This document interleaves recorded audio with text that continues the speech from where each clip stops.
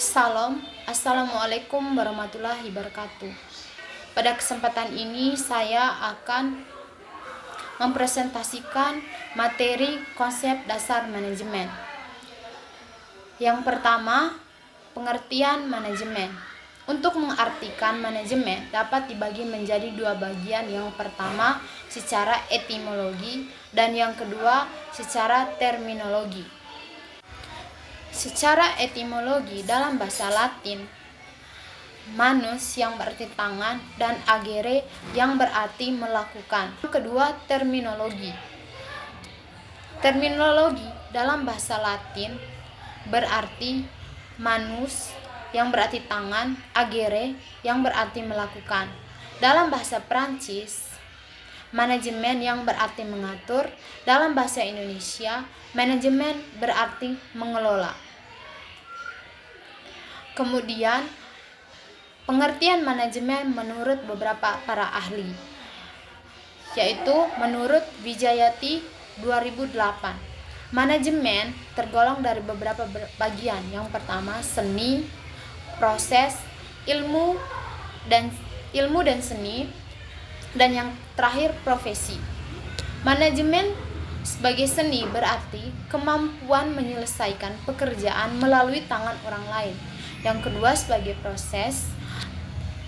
proses, manajemen berarti terdiri dari perencanaan, pengorganisasian, pengarahan, dan pengawasan terhadap suatu organisasi. Yang ketiga, ilmu dan seni. Manajemen sebagai ilmu dan seni berarti pengetahuan sistematis untuk memahami kerjasama dalam mencapai tujuan. Yang terakhir, manajemen sebagai profesi. Sebagai profesi, manajemen menuntut adanya profesional dan pelaksanaan manajemen.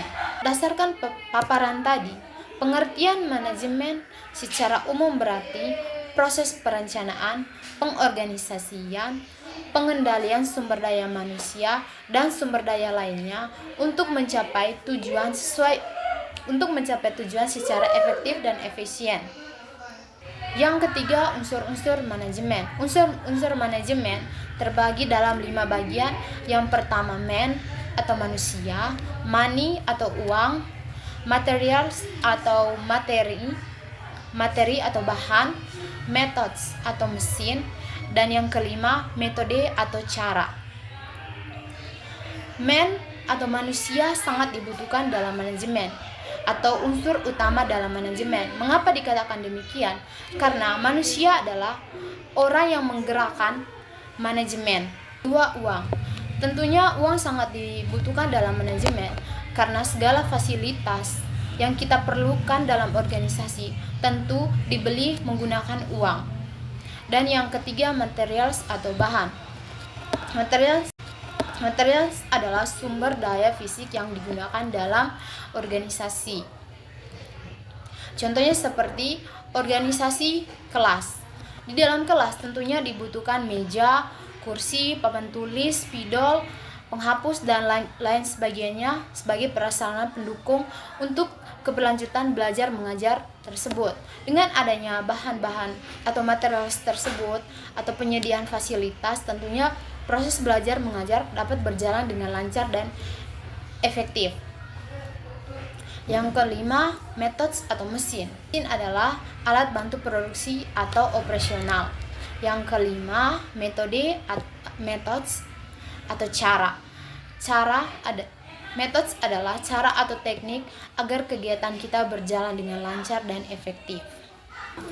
Dari unsur-unsur yang telah dijelaskan, menurut Peterson of F, manajemen berarti penggunaan manusia, uang, bahan untuk mencapai tujuan tertentu atau tujuan yang telah ditetapkan bersama.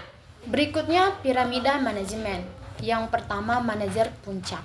Manajer puncak berfokus pada keterampilan konseptual seperti perencanaan jangka panjang dan visi dalam organisasi. Dan yang kedua, manajer menengah. Manajer menengah perlu kombinasi keterampilan konseptual, teknik, dan human. Dan yang ketiga, manajer tingkat bawah atau tingkat rendah.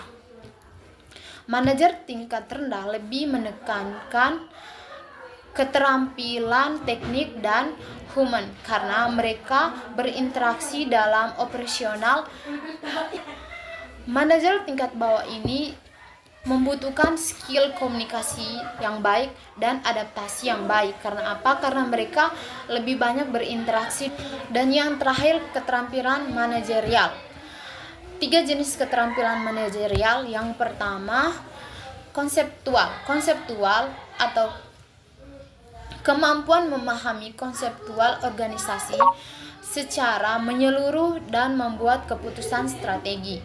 Yang kedua, teknikal, keterampilan khusus dalam bidang tertentu, misalnya bidang akuntansi, bidang komputer, atau bidang lainnya. Dan yang ketiga, human atau manusia, keterampilan berkomunikasi, motivasi, dan memimpin orang lain. Seorang pemimpin atau leader harus mampu berkomunikasi dengan baik.